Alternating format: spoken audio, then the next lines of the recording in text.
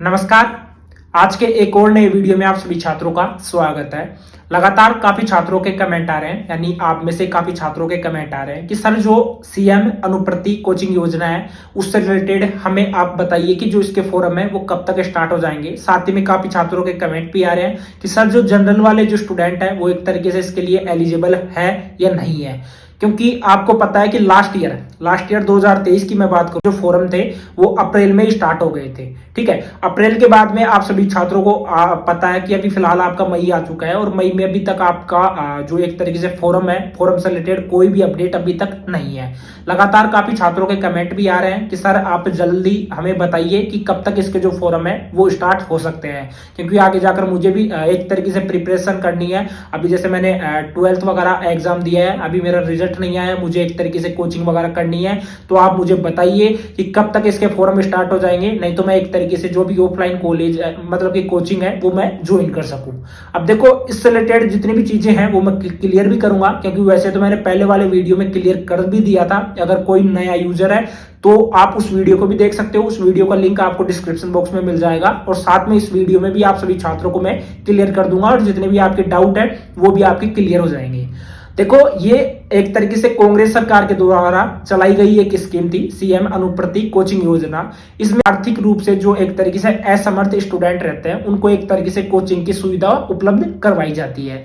इसमें आपको एक तरीके से आईएएस हो गया, आरएएस हो गया, पटवारी हो गया, साथ में जैसे रीट हो गया, नीट हो गया, उसी के बाद में जैसे और भी जैसे एसआई हो गया, कांस्टेबल की भर्ती, कांस्टेबल की जो कोचिंग वगैरह है वो आपको एक तरीके से फ्री में अवेलेबल यहाँ पर करवाई जाती है।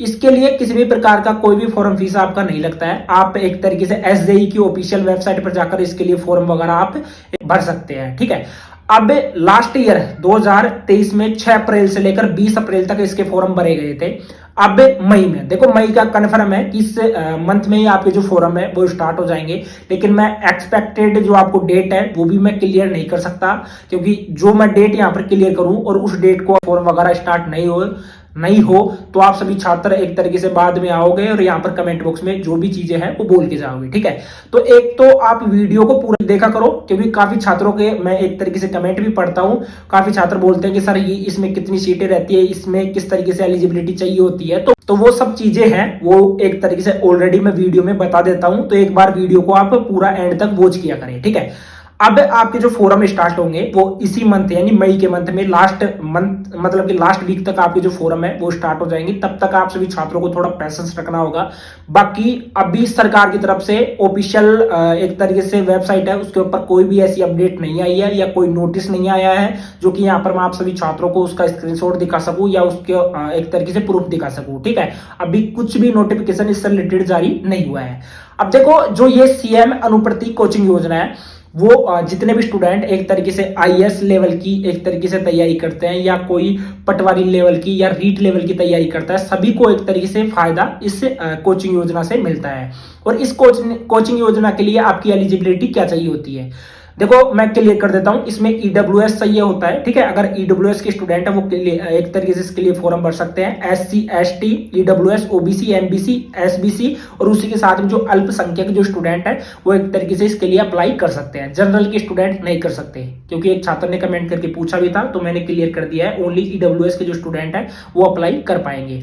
अब देखो, लास्ट ईयर तो इसके लिए 30,000 सीटें थी, लेकिन इस बार कंफर्म 100% आपकी सीटें अगर 5,000 बढ़ती है तो अच्छी बात है, नहीं तो 10,000 के तकरीबन आपकी सीटें बढ़ेगी। साथ ही में इस बार भी बीजेपी सरकार के द्वारा, ठीक है, इस बार भी अभी आपको पता है कि राजस्थान में बीजेपी सरकार है, तो बीजेपी सरकार के द्वारा ये एक तरीके से फ्री कोचिंग योजना है वो स्टार्ट की जाएगी। शायद हो सकता है इसका नेम बदलकर दूसरा नाम रख दिया जाए, लेकिन एक तरीके से जो पैटर्न रहेगा वो सेम ही आपका रहने वाला है, यानी कि किस तरीके से आपको एक तरीके से एलिजिबल रहना है, क्योंकि जितने भी जो 12th जो पास जो स्टूडेंट रहते हैं वो एक तरीके से इसके लिए अप्लाई कर देते हैं। ठीक है, साथ ही में यहाँ पर प्रतिवर्ष ये योजना है वो स्टार्ट की जाती है और प्रतिवर्ष जो स्टूडेंट है इसके लिए एक तरीके से भाग लेते हैं।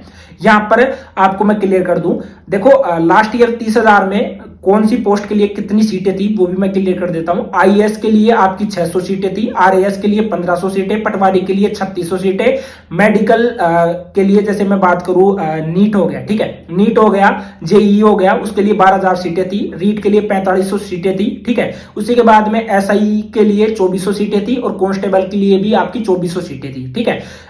उसी के बाद में योग्यता आपकी 12th बेस के आधार पर यहाँ पर एक तरीके से आपको एलिजिबल माना जाएगा। यहाँ पर 12th में आपका 60 से 70% आपका परसेंटेज होना चाहिए, तो आप इसके लिए एलिजिबल हो सकते हो। साथ में उसके बाद में आपकी कट ऑफ निकलती है, कट ऑफ के बाद में आपको एक तरीके से एलिजिबल माना जाता है। यहाँ पर किसी भी प्रकार का कोई एग्जाम नहीं होता है, आप सभी छात्र ध्यान देना, किसी भी प्रकार का कोई एग्जाम इसमें नहीं होता है। उसी के साथ में दस्तावेज का मैं क्लियर कर देता हूं। अगर आप इसके लिए फॉर्म भरोगे तो आप एसजेई की ऑफिशियल वेबसाइट पर जाकर भर सकते हो, ठीक है। दस्तावेज में आपका जैसे फोटो हो गया, आपका आधार कार्ड हो गया, आपकी सिग्नेचर हो गए, उसके बाद में आपकी 10th एंड 12th की आपकी मार्कशीट हो गई, उसके बाद में आय प्रमाण पत्र हो गया। आय आपकी 8 लाख से ज्यादा नहीं होनी चाहिए, ठीक है। जिन स्टूडेंट्स की अगर 8 लाख से ज्यादा आय है, परिवार की वार्षिक आय है, तो वो स्टूडेंट एक तरीके से इसके लिए एलिजिबल नहीं है, ठीक है। मूल निवास होना चाहिए, जाति प्रमाण पत्र होना चाहिए, जाति प्रमाण पत्र अगर आपका ज्यादा पुराना है तो आप उसको अपडेट करवा लेना, ठीक है। बाकी इसके लिए जैसे मैं बात करूं, अगस्त में इसके लिए जो सेकंड वेटिंग लिस्ट है वो जारी की गई थी, यानी कि 2023 की अगस्त में, ठीक है। 2023 के अगस्त में इसकी जो सेकंड लिस्ट है वो जारी हो गई थी अप्रैल के बाद में। और जितने भी स्टूडेंट है इसके लिए आप अप्लाई कर देना। अभी देखो मैं यहाँ पर आपको किसी भी तरीके से गुमराह नहीं करूंगा कि यहाँ पर मैं बिल्कुल क्लियर कर दूं या एक्सपेक्टेड आपको डेट बता दूं कि उस डेट तक आपके जो फॉरम है वो स्टार्ट हो जाएंगे, तो वो गलत होगा। एक तरीके से मेरे नजरिए से भी गलत होगा आप सभी छात्रों के लिए, और बाद में आप सभी छात्र भी मुझे कुछ खरी खोटी जो भी है वो सुना सकते हो। तो इसलिए मैं पहले ही बोल रहा हूँ कि आपके फॉरम है इस मंथ मई मंथ में आपके स्टार्ट हो जाएंगे। तब तक आप सभी छात्र थोड़ा पैसेंस रखें। अगर ज्यादा देरी होती है तो सरकार के द्वारा या किसी ई पेपर में कुछ ना कुछ ऑफिशियल अनाउंसमेंट जारी की जाएगी, स्टेटमेंट जारी किया जाएगा, तब तक आप थोड़ा पैसेंस रखें। बाकी नेक्स्ट जो मंथ रहेगा मई के बाद में जून रहेगा, जून तो आपका कंफर्म है, बाकी इस मई के लास्ट वीक तक आपके जो फॉरम है वो स्टार्ट हो सकते हैं। आज की इस वीडियो में इतना ही, मिलते हैं नेक्स्ट वीडियो में, तब तक के लिए जय हिंद जय भारत।